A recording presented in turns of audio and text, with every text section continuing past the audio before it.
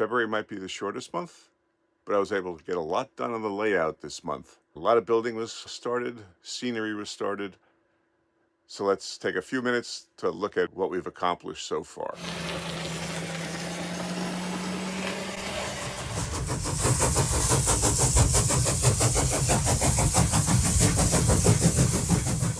Welcome back to Concordia, my model railroad layout based on the Lynn Westcott classic HL railroad that grows, except I'm building it in N scale. I'm trying to keep a faithful recreation of that book. So the track and the roadways are laid out just as they are in the book, but I'm scratch building my own buildings as the models that I looked for online. It didn't seem to meet my needs. These buildings have all been scratch built using the free online program Inkscape, where it's designed and then printed out and then attached to cardboard.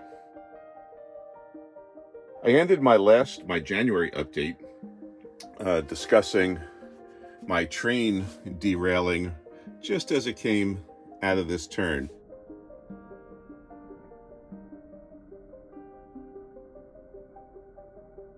And as you can see, I've dug up a lot of the ballast on the side here. Not quite sure what caused it, but the track seemed to bend for some reason. It got out of whack, and I'm not quite sure what happened. Maybe I was putting down too much PVA glue when I was doing the scenery, and it just soaked into here and loosened things up. I'm not certain if that was the cause or not, but this was the problem area right around here, and I ended up removing the ballast that I had put down and was able to readjust the track, and now the train runs perfectly around the entire track again. So I thought I had a problem over here, and actually I did. And as you can see right there, I ended up putting a spike into it because apparently it got too narrow here for whatever reason. This is the flex track, and obviously I'm not quite so great at putting it down. So it was bent in just ever so slightly there. So I put in a nail to push that out, and that's done the trick. And now the train runs around the layout without issue. In January, I made the poplar trees when I built the chapel, and I ended up making some pine trees. These are the twisted wire and sisal rope trees, and they didn't come out too bad. Some better than others. And I've got a few more over here, ready to go when I start filling in more scenery. One of the first things I did after fixing the track was completing this little scenery around this little row of stores right here. I put in a new parking lot. It's a cobblestone parking lot, and then added in some grassland behind it. I scratch built a split rail fence out of some small hobbycraft pieces of wood, and I don't think it came out too bad. And then I added a path through the field to wander off. Back there will be my station, and this will be more of a parking area right around here. These buildings won't be here. That's the firehouse that I had mentioned I had started, and I don't think it came out too bad.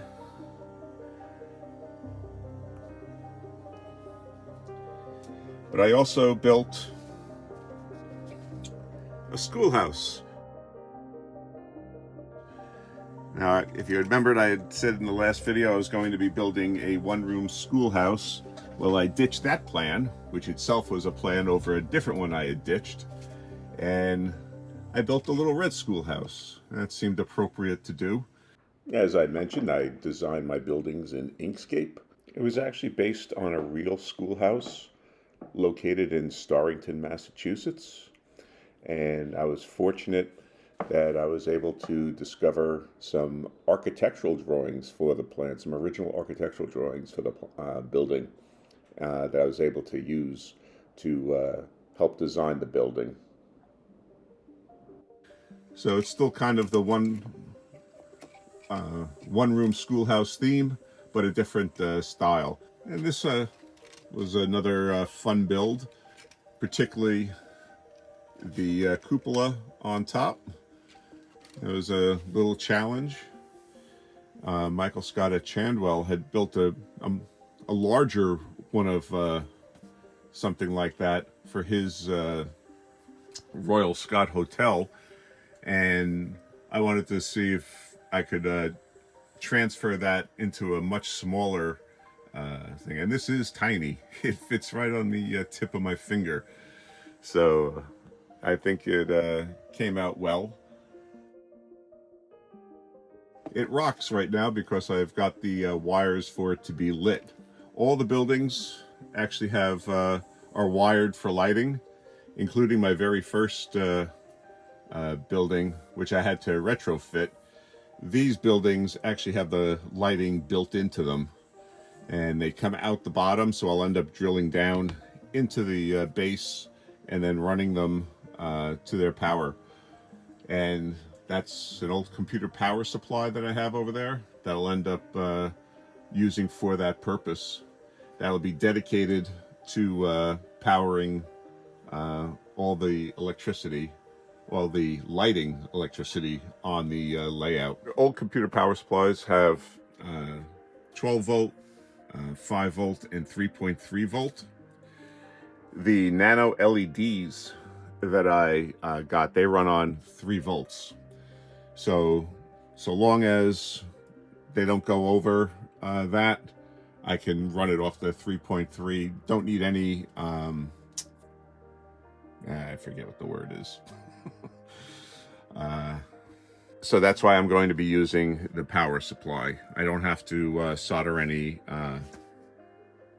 wow, I can't think of the word right now. I'm sure I'll be putting it on the screen. But yeah, so I'll be drilling down through the base here to run the wiring back there and have, I guess, some bus connections underneath. But that's going to be my very next project, I believe, before I start getting into doing more buildings. And that way I'll just be able to hook them up one after another. With the Firehouse,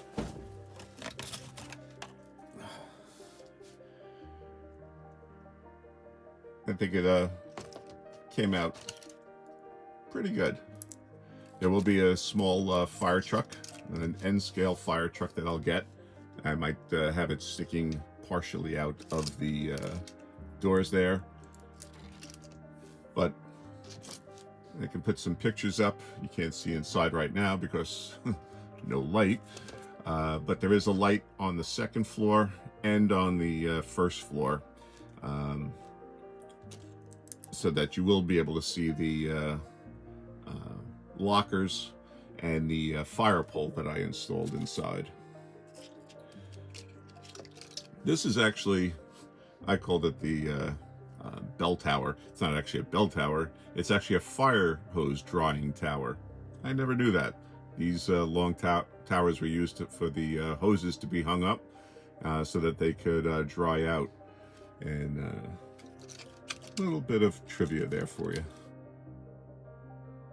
So we've got a chapel, a row of stores, the Firehouse, and now a Schoolhouse done. I've got a bunch more planned for the future, for the next bunch of builds that I'm going to do. I think the first thing I'm going to do is to do that station back there, put a platform in, and finish off that whole scenery back there so that that one whole section will then be complete.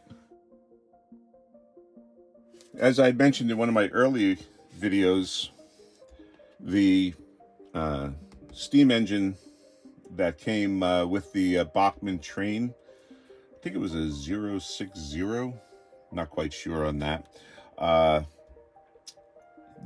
of the push rods for the wheels ended up bending, and in my attempt to try to fix it, I ended up losing a part, and then it was all a mess. I ended up sending it back to Bachmann for a repair, and they were unable to repair it, so they offered to replace the locomotive. And they didn't have the exact same one anymore, so they offered me this one,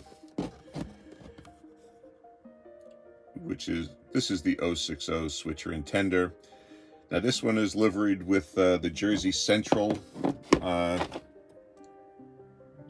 Sure you can see it right there.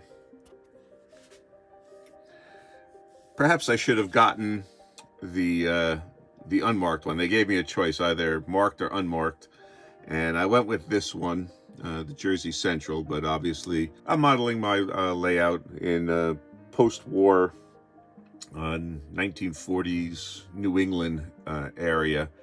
Not sure Jersey Central is the appropriate livery for a train for that period, but that's okay. I'm not being prototypical here, and I'm just happy to have a train running on my layout. Bachmann was really good about this. I think I could have gotten it for free. I guess I did get it basically for free again, but I had to pay a $39 service fee for it. They did ask me if I had like a receipt on when I had bought it, which I didn't. It was under a year, but I was happy paying the $39 and getting this locomotive again.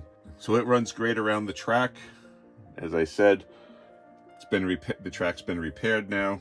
This runs great. Plus I've got my Silver Pilot train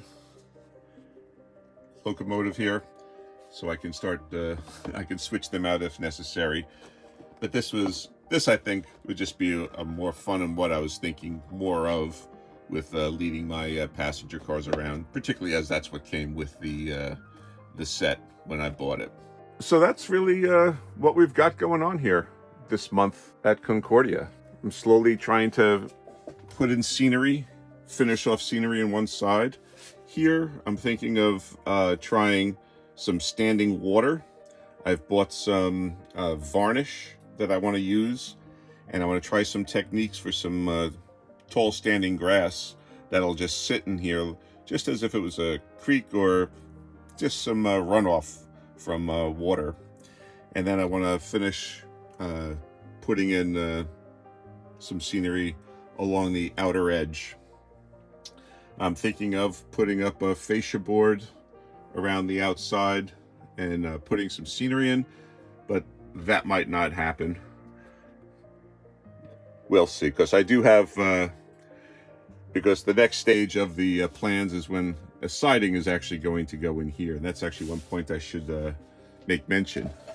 All these buildings are basically going to be removed at some point, because the plan for this layout ends up, well, back here another siding rises up to a mining center over here, and then we get a flyover track ends up coming around, and an elevated track comes up overhead and then ends up coming down here and hooking in. I think there's another siding that ends up running out this way.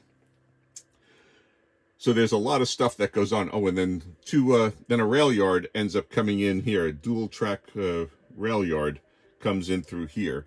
So as I said, I'm building all of these buildings with full knowledge that they'll end up being torn down. And the roadways and everything will all end up changing over time, but that's okay. I'm fully aware of that happening and on board with it. But each stage I want it to look just right for that particular stage. I do eventually want to move beyond this book, but I've committed myself to following the plan through the end. But I do feel almost already that it's limiting, because I watch so many other channels on YouTube of what people are doing with their layouts, and I do want to end up building all around my room here and dedicating this room to it. So yeah, it doesn't take long to suddenly get involved and dive deep into model railroading. Quite addictive. All right, if you like watching along as I build out Concordia, I hope you'll subscribe to the channel, and I'll be back with more videos on what I'm doing. I should have one coming out on how I scratch built that split rail fence, and then on the general construction of the town. Okay, thanks for watching.